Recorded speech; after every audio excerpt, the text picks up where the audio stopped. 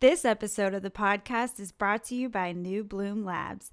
Are you a cannabis operator that's frustrated with your third-party testing lab? Well, don't worry, you're not alone. Whether it's waiting long days or even weeks for your certificates of analysis, or if you receive inconsistent reports, or reports that are just hard to understand in general. Most analytic labs do more to frustrate their customers than serve them, but it doesn't have to be that way. Instead, call New Bloom Labs. New Bloom understands the cannabis industry and what's important to growers, processors, and manufacturers. New Bloom Labs offers the fastest turnaround time in the industry, delivering most test results in just one business day. They also offer a secure client portal, which allows producers to access their COAs 24/7 and download QR codes for product labels. So stop waiting for your testing results, and instead, for superior science and rapid results, call New Bloom Labs at 844-TEST-CBD or visit their website at newbloomlabs.com. Superior science, rapid results, New Bloom Labs. Hello, my fellow people of the plant. Thanks for tuning in to another episode of the Cannabinoid Connect podcast, your favorite podcast that includes industry-facing conversations with the industry's leading experts that aim to educate and inform the public regarding the plant's endless benefits. My guest today is Amos Lozano. He's the founder and CEO at Emjayze Hemp Apparel, Texas Preroll Processing, and Famous Juice Co. Famous Amos, what's going on, man? What's up, brother? It's an honor to be here with you. Hey, I appreciate your time. It's an honor for me as well, man. It's good to have another fellow Texan on the podcast. You're out in Austin, man. Now, San Antonio. Oh, I thought you were in Austin. Shit. Yeah. Because is it because I thought you knew Shada Tarabi, who's been on the podcast before, but for some reason, man, I thought that you were based in Austin. My bad. So San Antonio. Okay, Riverwalk. Let's talk about that. What's the hemp scene like in San Antonio? Dude, it's actually, it was exploding. It's definitely chilling now because of COVID and stuff like that. But San Antonio was actually really leading the way when it came to like retail CBD dispensaries. Like in 2017, 2018, we had like explosive growth on the retail and like we were just talking a minute ago about CBD expos, and that was kind of how I started before I started and launched a company and products. I would go to expos and just kind of learn about what's the CBD industry like. And what I discovered is there was almost nowhere else where there was as many CBD specific stores as San Antonio. So it was exploding for a while. It's definitely gotten oversaturated. A good chunk of stores didn't make it through COVID last year.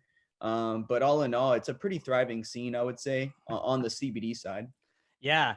And I love seeing that, right? Being in Texas, because when you look at Texas from the offset, I automatically think red state, very conservative, but consumer adoption is there, whether it's THC, CBD, right? People are drawn to the plant for whatever reason. And I know that you're so involved in the hemp space, man. Not only like on the CBD side, but like you're a big proponent of hemp apparel. You have your business, Emjayze Hemp Apparel, Emjayze, the big company that is also sells retail CBD and hemp products, right? I think you were smoking a CBD joint earlier.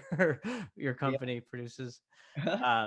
There it is there. Yeah, for people listening, he was showing it. And that's just what, a pack of pre-rolls? Yeah, this is a 5-pack. Was our first product, and all of our packaging, this box is actually made out of hemp as well. So it says printed on hemp. That is so awesome, man. Yeah. An owner of multiple companies. You also own Texas Preroll Processing, and then Famous Juice Co. So I'm in a wild guess here, but I'm guessing Famous Juice Co. is hemp-based juice. Yeah, for sure. It wasn't always, though. Famous Juice was the first company I launched, actually. I launched that in 2014 with $29 and a $50 juicer from my parents' kitchen. Wow. And that was my first like formal business. I've always been entrepreneurial since I was a young kid, but that was my first like real business. And I just bootstrapped the growth and just learned as I went. I had no business experience, no business degree. I have a felony for possession of marijuana, and that also pushed me to like start my own thing, even though I kind of already knew I would be my own boss or be an entrepreneur. But I ran that company for maybe about 3 years with the intention of one day being able to do raw cannabis juice. And I was trying to actually get my hands on raw hemp leaves from out of state because, we couldn't grow it in Texas yet at that time, but I couldn't get my hands on fresh leaf. So we were actually the first juice bar in San Antonio to do CBD infused juices back in early 2017. And then with the passing of HB 1325 here in Texas, which legalized the cultivation of hemp, I was able to get access to fresh leaf. So last year, we were the first juice bar to do raw hemp juice. And so we're about to launch a new store on the northeast side of San Antonio. It'd actually be my first store. Up Wow. until now, I've been bootstrapping the growth from those $29 and operating out of like co-op kitchens and commissary kitchens. So it's a big step, big milestone coming this year. Amos, congratulations, man. That's huge. You've come so far in such a short time. I mean, with little resources and even money. So, man, hats off to you and what you're doing with Famous Juice Co. That's awesome. Yeah. So, Go ahead. well, I mean, I want to just with all these businesses that you own, and with of course the central focus of it being hemp, like, Mhm. and then you mentioned your past federal offense with cannabis. Like, I mean, have you always been a user, an advocate? Like, where does this passion for hemp come from? Yeah, for sure. Perfect question. I first used cannabis when I was 15, but I wasn't like a regular consumer back then because I was a teenager and I still had a lot of the stigmas around it. I thought I was doing like hardcore drugs, and I was an athlete. I've been an athlete my whole life. What did you play? What sport? Football for 10 years, and I've been a tumbler since I was 5. So I've been doing backflips and back handsprings and handstands since I was 5 years old. Wow, Yeah, but football was my main like passion. It was actually an obsession from 7 to 17 years old. you And should so have wrestled. yeah, dude, I get that a lot. I get With the that a lot tumbling and the flexibility, and I'm sure you're in good shape in terms of like strength, so yeah, it might have been a good fit for you. for sure.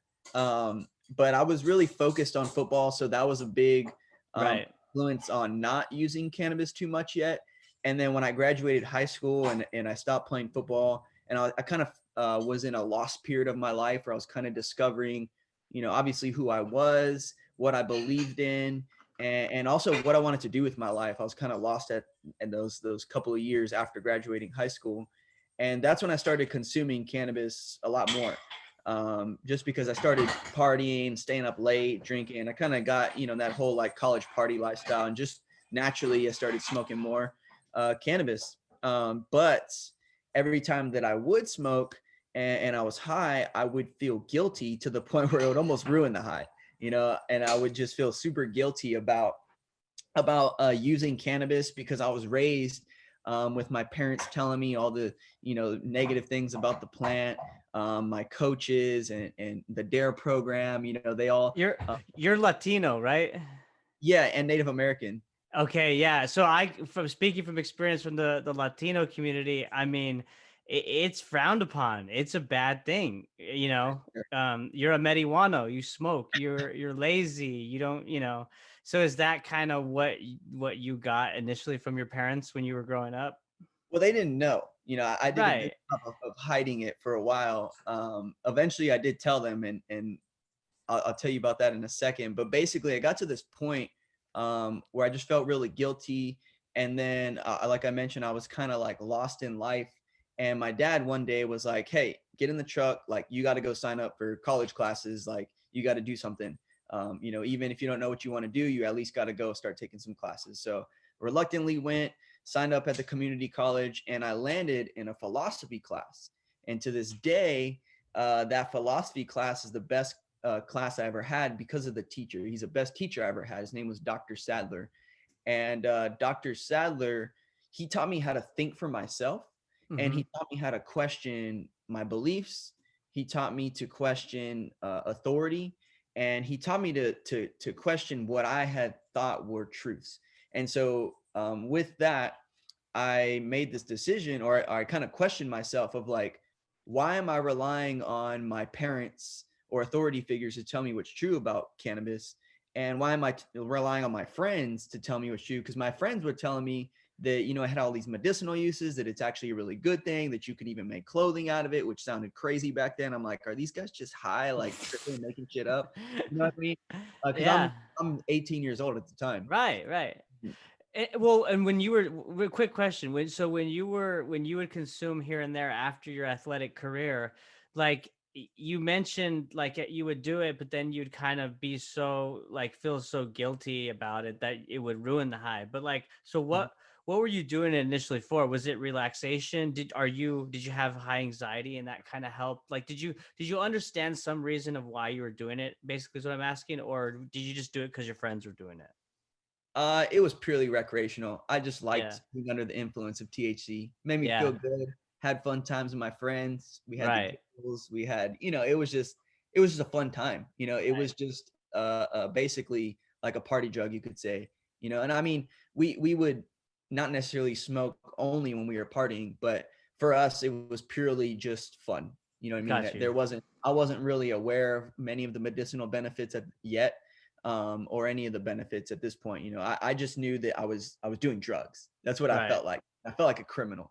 And so what I did was I had about an hour and a half break between my classes that semester, and I would go to the computer lab at the college, and I would just study who made cannabis illegal, why they made it illegal, what are the origins of all of the rumors about cannabis, both good and bad. And prior to this deep dive into the history of the plant, I had never heard of industrial hemp before. And what I discovered was industrial hemp and all of its uses and its deep rooted history, in the founding of America. You know, this country is literally built on industrial hemp, and that's what I discovered. And I discovered that the reason why cannabis is illegal is not because marijuana is a dangerous drug and the government was trying to protect the public's health. Marijuana or cannabis was made illegal because industrial hemp was such a useful crop that it threatened the cotton industry, the timber industry, the petroleum industry, and the pharmaceutical industry. And that's really why the plant is illegal. And so when I realized that first of all, the government's been lying to us, I realized that, right? And then I realized that they've known about industrial hemp, and they've known that there's been a more sustainable source for paper, a more sustainable source for plastic, a more sustainable source for fuel. They've known about this. They've known that there's a more sustainable and better source of apparel and textiles. They knew this, and they on purpose spread propaganda and lies about the plant, using marijuana to slander the plant, and also using the racist sentiments of the time, to make the plant illegal and to rebrand the plant. You know, and that's where it rebranded from being hemp slash cannabis to being marijuana. That's what Marijuana. Right. And I yeah. think that's an important thing for people to know. And that's why I try to avoid using that word as much as I can, because Yeah, it's a made up word by the government, right? Marijuana. no, actually, that's a misconception. So it's actually not made up by the government. I thought that for many years myself as well. Um, What so is it? So it actually was, the term first came about 500 years ago, well before formal prohibition happened. It was originally called marijuana with a G, and the indigenous people to North America, they were using different psychedelic cactus and mushrooms and things like that. And when the Europeans came over here pushing their Catholicism and Christianity on them, they made it. It was obviously frowned upon, these indigenous people using psychedelics in their spiritual practice. However, they brought them hemp seed and were like, "Hey, we need you to grow this hemp for our rope, our sales, and our paper and stuff." And then the indigenous people ended up exploring the buds and realized that it had a psychoactive effect. And what they wanted to do was give the plant a more acceptable name to the religious settlers. To So the they Europeans, huh? yeah. So they used marijuana because it kind of alluded to like Mother Mary. It has its roots in that. So they try to make it sound religious, right? So it actually has a very beautiful, there's a deeper story to it. It actually has a beautiful origination. And the reason why I do like to use the word is because it's an erasure of indigenous culture if we don't use the word. The only thing is, it was slandered and used and represented and rebranded in the 20s and 30s, where it became this slanderous bad term. But that's not its origin. That was just what it was twisted to become. So there is an educational piece in there. And I try to, for a while, I was in the same camp as you, where it's like, yo, we should Yeah. be using this word. It's racist. It was, the government made it up. But then I did some deeper research. I actually learned this history through the Trichome Institute. I'm a certified interpreter through them. And they did a history into the word.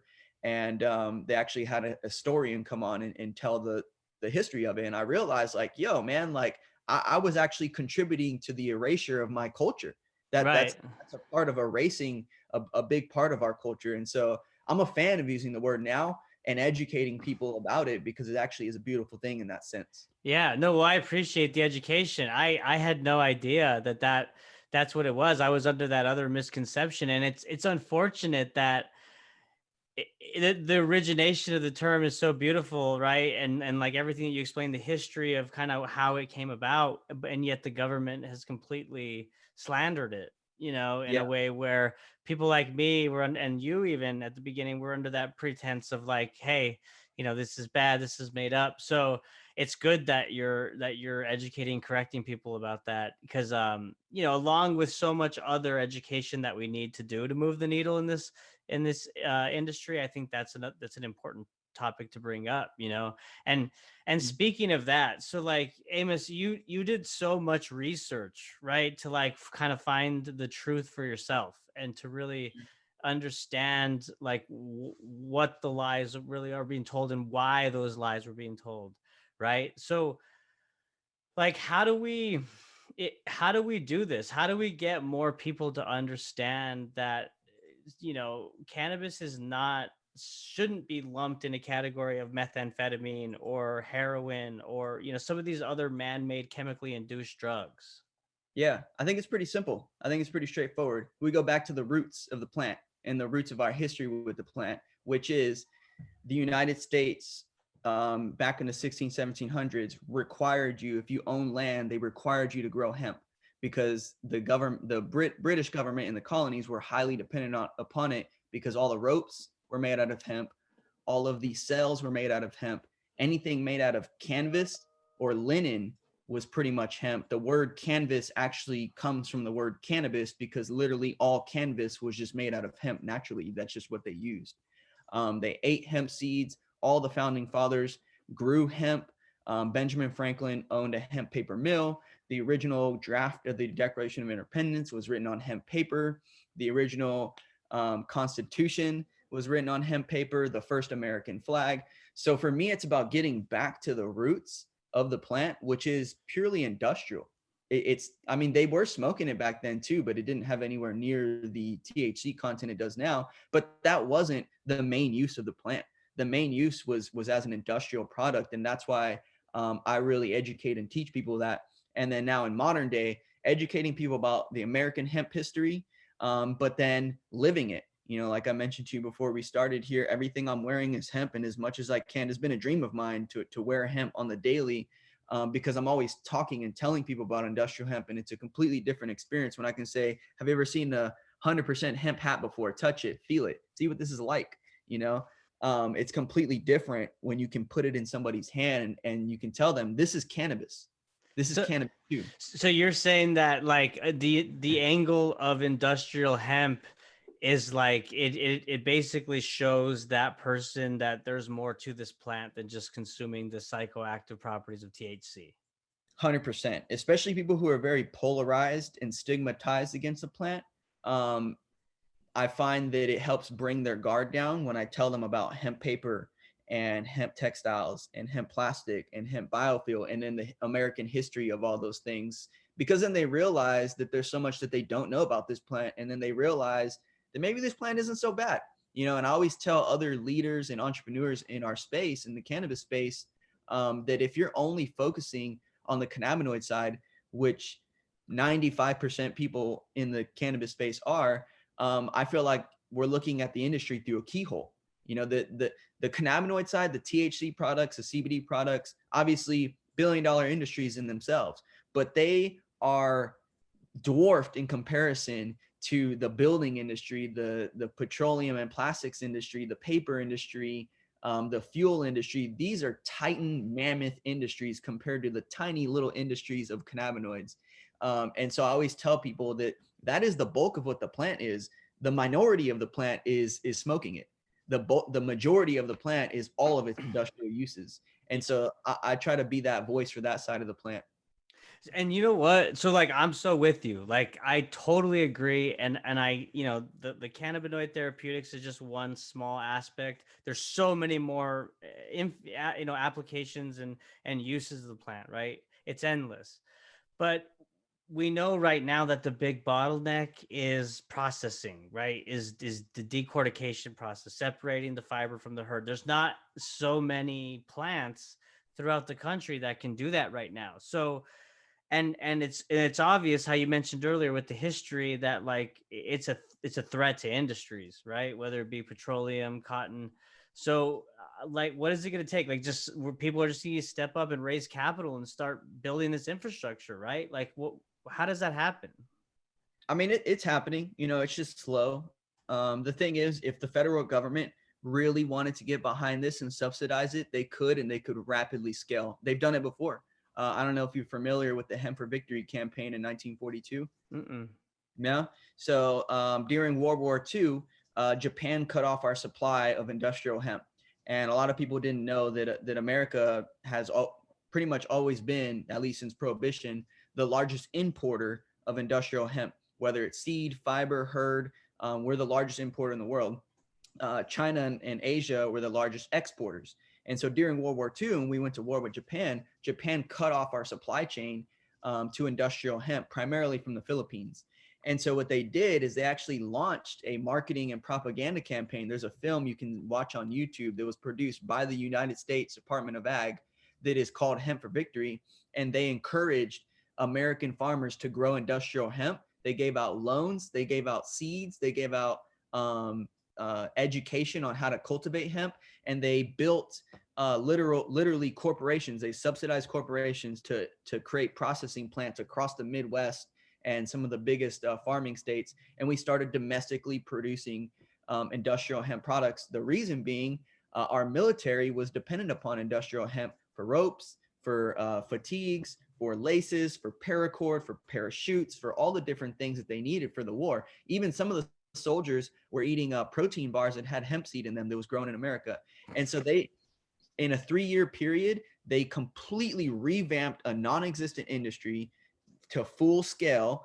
We're producing, I don't even know, thousands and thousands. I forget the numbers. There's numbers in a book called American Hemp that I've read. Highly recommend it.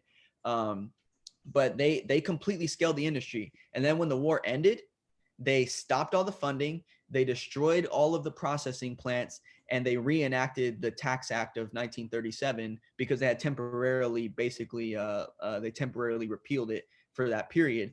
And the reason being, their justification was the United States government said that hemp was only useful as a wartime crop and that it had no use as a peacetime crop. But we absolutely needed it. They put full force and effort in order to scale the industry because we absolutely needed it to win the war. So hemp literally helped us win World War II, and then they just squashed the industry. So that's one thing I always touch on because that's a literal part of American history that also people don't know that's not that far away. And if the government wanted to, they could do that. We could have a fully scaled industry in just a couple years if they took that same approach. But unfortunately, they don't. Yeah, and so like that lead. So thank you for that overview. That was really helpful. I mean, of course, I've seen those old posters, "Hemp for Victory," and I knew that, our boats and our ships, we would use the hemp as rope, right, to tie up the ships. And they're like you mentioned, there was many other uses, but I didn't realize that hemp really was, what helped us win the war.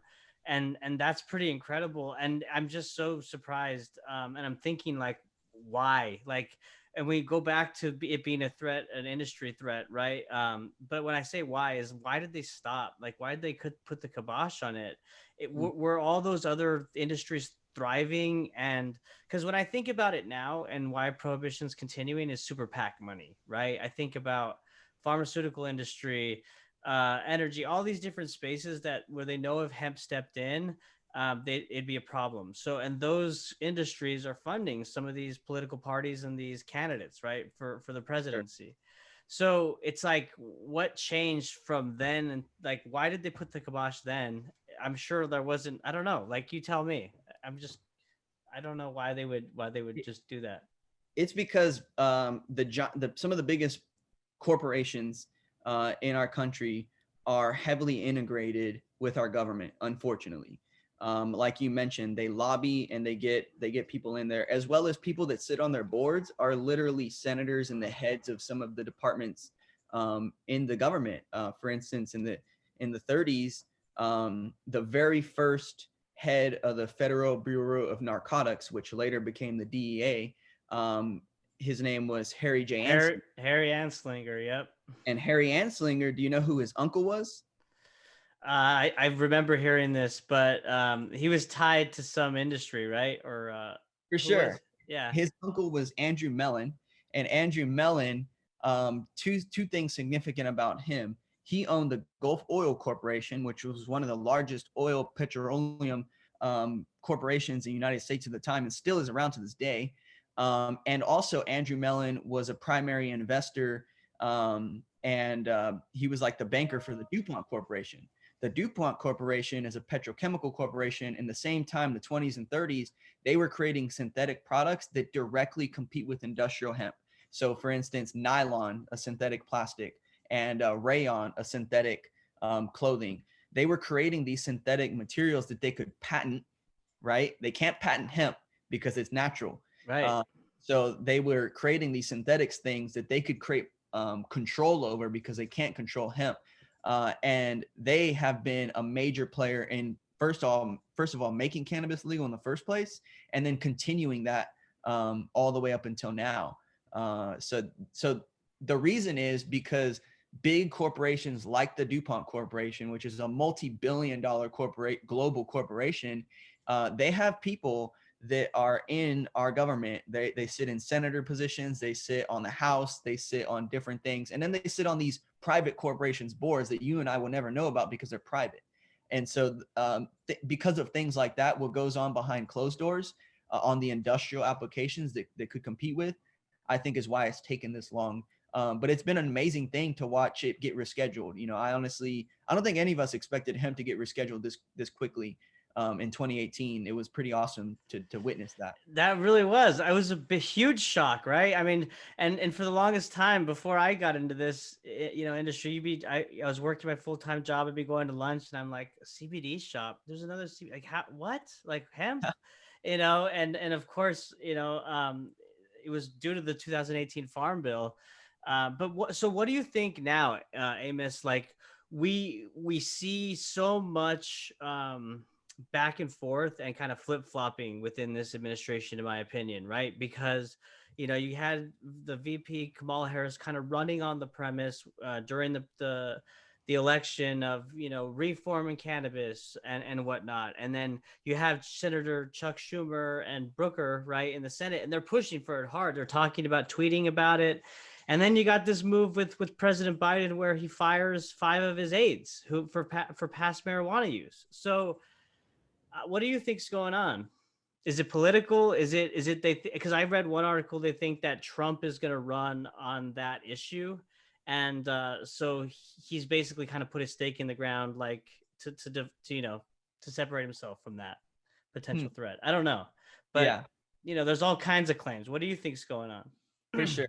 It's definitely political. I mean, for instance, Kamala, like she's getting a lot of heat for that move that you were just talking about, them firing some of those White House people that admitted to cannabis use.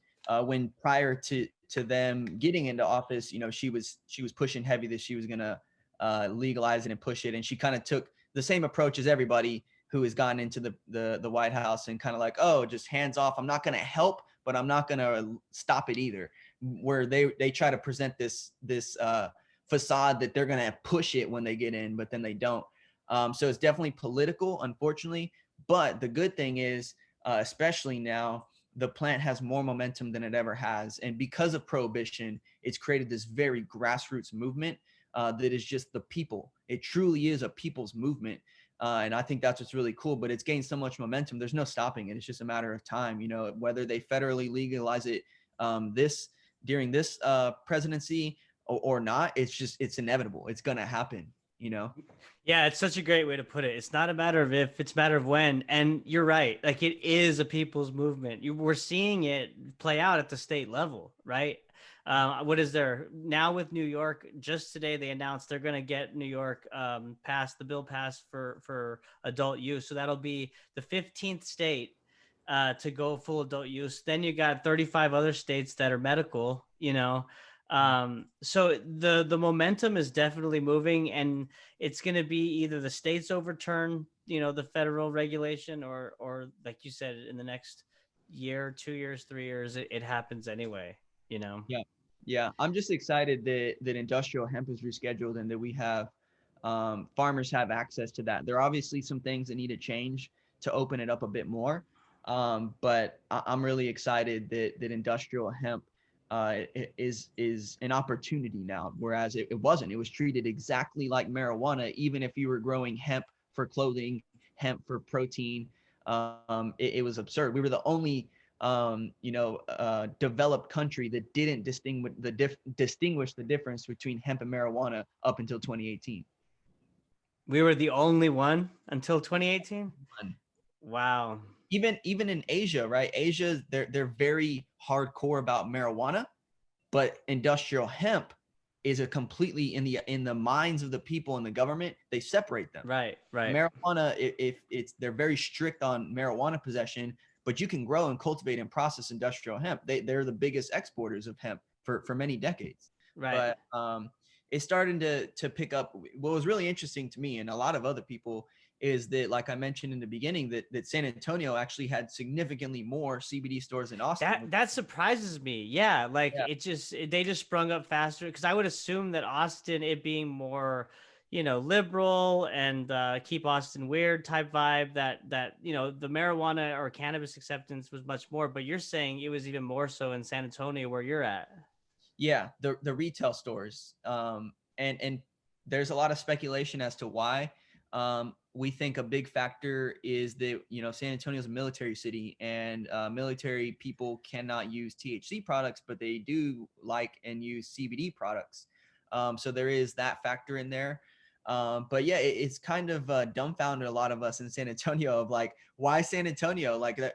At one point, or even still, there's like 80 plus specific CBD retail stores. And I would go to like Orlando, like I was telling you, I went to the CBD Expo in Orlando. I went and asked them like, how many CBD dispensaries are in Orlando, and they're like maybe like 3. And I'm like, what?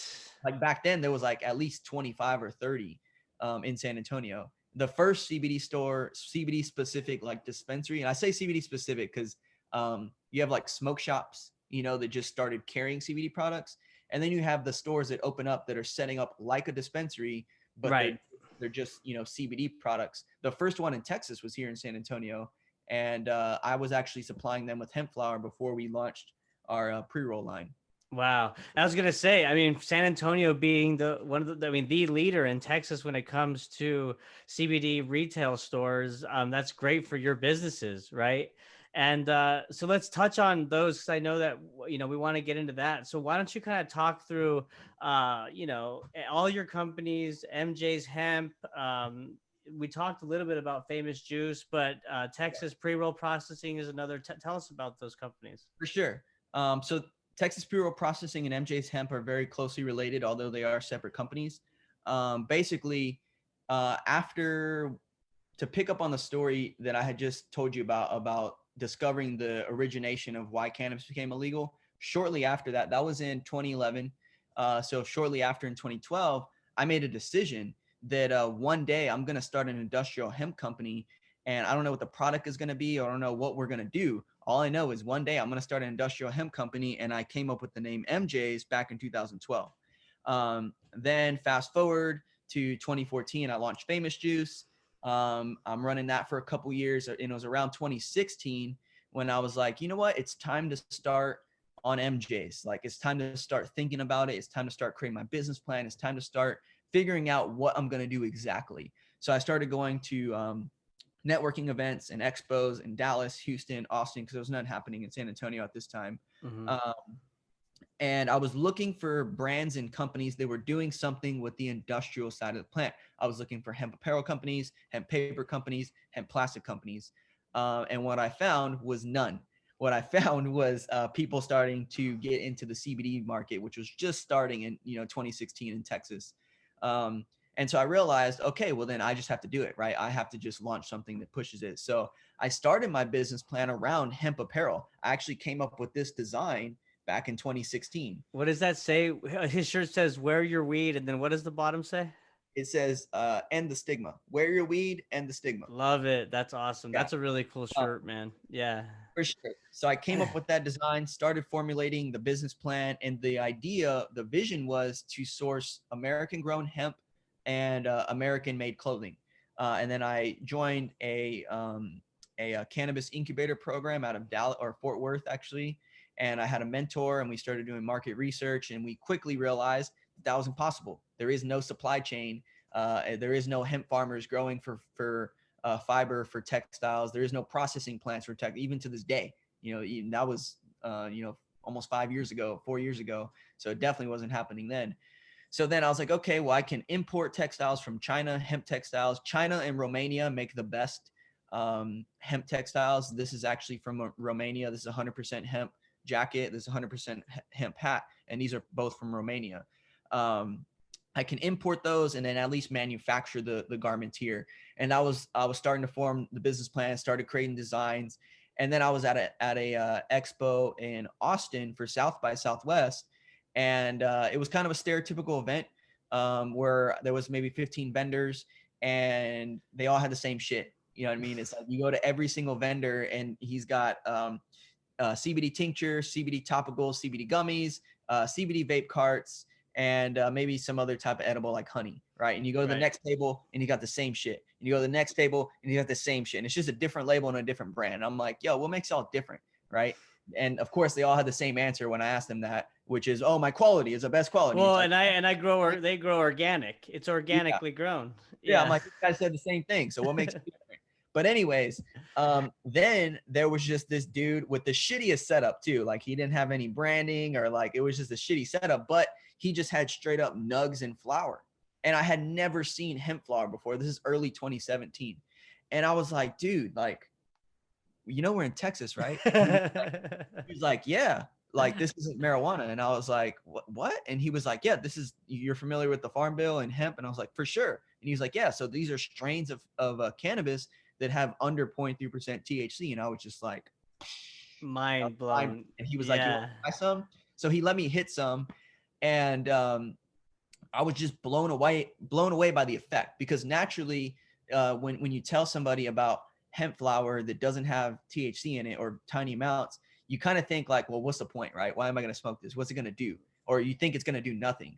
But what you don't realize is that a lot of the medicinal and therapeutic effects of cannabis come from the rest of the cannabinoids and terpenes in the plant. Right. So when I tried it, it just improved my mood. My shoulders kind of relaxed. I had a little more pep to my step. And I actually had to question myself, like, wait a minute, like, am I high right now? Did this guy just get me high?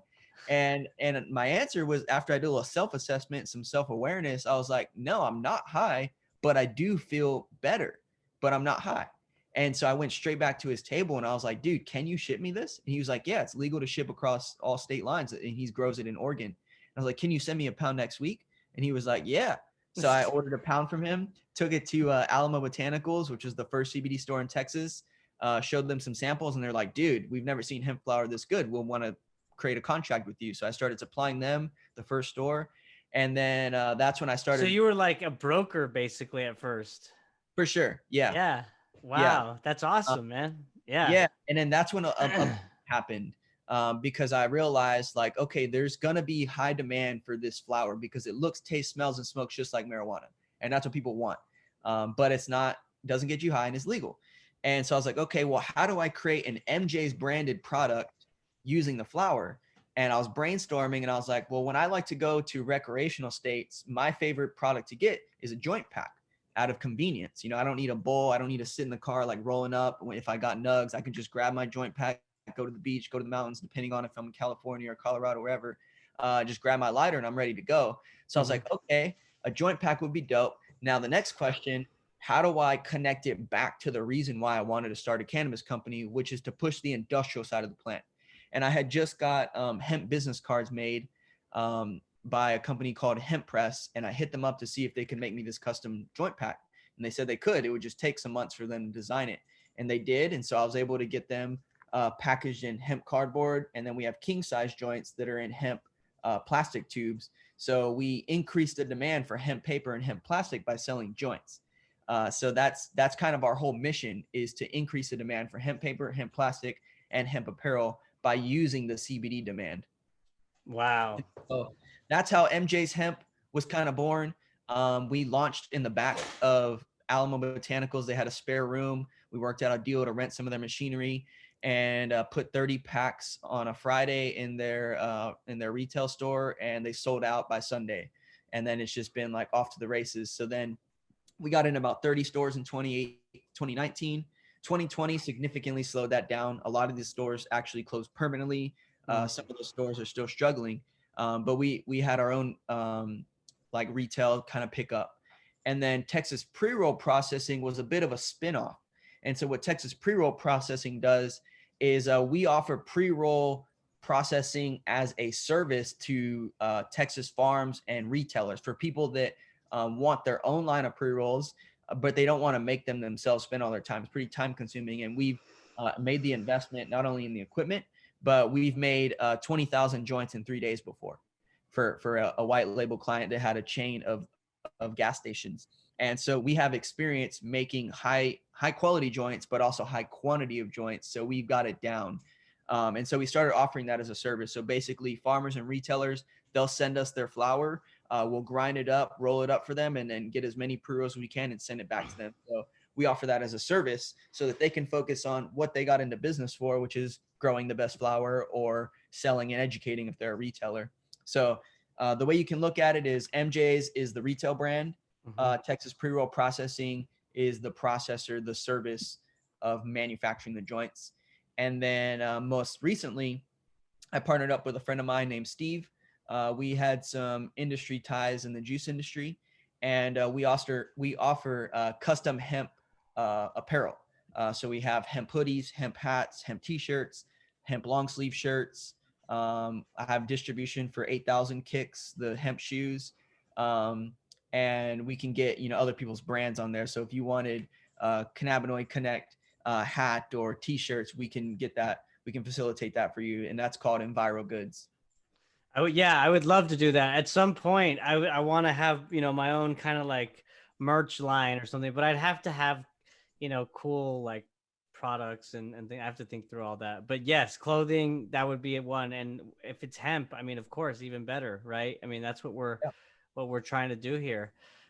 So how do you have time to do, like throughout, like when you're running 4 businesses, then you mentioned you have a podcast also, right? For sure. The podcast definitely falls by the wayside a bit. It's definitely lower on my priority list, but I'm very disciplined. I practice discipline daily. I try to wake up by 5:30 every day. I have very disciplined routines. Obviously it doesn't go, all the time exactly as I have planned. But I practice heavily discipline, and I'm a big proponent of it for people. And so I read every single day. I've read every day for the past 6 years. That's really the only way you can do it. Is you have to be a disciplined person, and you have to love it. You know what I mean? Like this is something that's been a passion of mine starting 10 years ago in 2011. And when the opportunity came to go full time into living out my dream of being a cannabis entrepreneur and in Texas, I just love it, bro. Like it's just the most gratifying thing. And so I just structure my day and my time in such a way to maintain the balance. It's a challenge at times for sure, but with discipline, it can be done. I mean, look at Elon Musk. He does far more than us, and he makes it happen. Yeah, he's sleeping in his warehouse. I think it's SpaceX is what they were saying. But Sometimes, but you're so right. I mean, you got to be passionate about what you're doing and all the different ingredients that you mentioned, being focused, driven, disciplined, and hungry, right? Hungry to learn. And you mentioned that you read all the time. So As we're wrapping up, what books would you recommend? I think you called one out earlier, but if there's any others, yeah, we'd love to hear about them. Oh, for sure, for sure. So first off, gotta put out there number one, The Emperor Wears No Clothes by Jack Herer. Yes, I read Jack, that one. It's great. yeah, that was probably the first book on industrial hemp that I found back in like 2012, because it originally came out in 1989, and Jack Herer is a true pioneer in hemp and in cannabis. He was such a passionate, loud voice. He was unapologetic. He truly did not give a fuck. And he would yell in people's faces. He would yell in politicians' faces. He would yell in people's faces. And that passion to this day continues to inspire and fuel the movement. He really was part of the founding forefathers of the whole cannabis movement. So For highly sure. And he wasn't even like that to begin with. That's what people really need to know also, is that he was a Goldwater staunch Republican, totally conservative, and completely switched his views. And when I say that now, I mean, it's becoming more of a bipartisan issue, but back then it was you didn't even think about accepting marijuana as a Republican. So for him to kind of convert after he tried it, and then, like you said, be such a pioneer and a voice and a proponent, it's pretty a remarkable story. Sure. So that's my number one recommendation for people that haven't checked it out yet. It's pretty popular though at this point. The next one that I highly recommend is called Hempbound by Doug Fine. And he also has another one that I haven't read yet. It's a little bit newer, and that one's called American Hemp Farmer. Same author, Doug Fine. And then another one that's the newest one that I've read and goes in depth into American hemp history. It's just called American Hemp, and the author is Jen Hobbs, and that's a phenomenal resource. And that's where actually I learned more in depth about the Hemp for Victory campaign. Because it was a government campaign, there actually is data on how much acres they grew, how much money they invested, how many pounds of seed was given out. They have this data, and she compiled that data and put it in this book. So it's pretty amazing. So those are great resources. Those are great recommendations. We appreciate that. And Amos, as we wrap up here, is there anything that you want to leave the audience with? I mean, you have the floor. For sure. Yeah. My message is always the same, bro. You'll hear me say it over and over again on every platform, on every podcast. And it's this. I want to remind people that cannabis is more than just CBD and THC products. It's also sustainable paper, sustainable plastic, sustainable apparel, and sustainable building material and sustainable fuels, and so much more than that. And I want to encourage people to learn more about those industrial sides. And then as you learn more about those industrial sides, talk to your friends and family about the industrial side of the plant, especially those who are very stigmatized against it, because that's how we're going to rebrand and reframe cannabis in the minds of the American public. And a lot of people in our industry always question that, like, how do we rebrand cannabis? How do we end the stigma? And to me, it's very straightforward. It's very simple. We go back to the roots of why the plant became illegal, which had nothing to do with smoking it. It had nothing to do with getting high, and it had everything to do with paper, plastic, textiles. So let's get back to the roots of it, learn about it, talk about it. And the final thing is to buy it and support it. It is more expensive, hands down. This jacket costs $160, but unless we start buying hemp products, especially American grown and American made hemp products, the price is never going to come down. We have to support them now in order for the industries to build the infrastructure, reach economies of scale, and then get the price down. So that's always my message, brother. Perfectly said, my man. Perfectly said. Famous Amos, really appreciate your time today and the education, man. You have a wealth of it. I know I learned a lot. I know the audience did as well, man. So I'd love to have you back on in the future, as things just evolve and we continue to see more momentum for the industry. Definitely, bro. I appreciate you reaching out and giving me the opportunity to speak. Absolutely. Of course. We'll run it back again real soon. All right. Sounds good, bro. Cool. And thank you all for listening. Bye.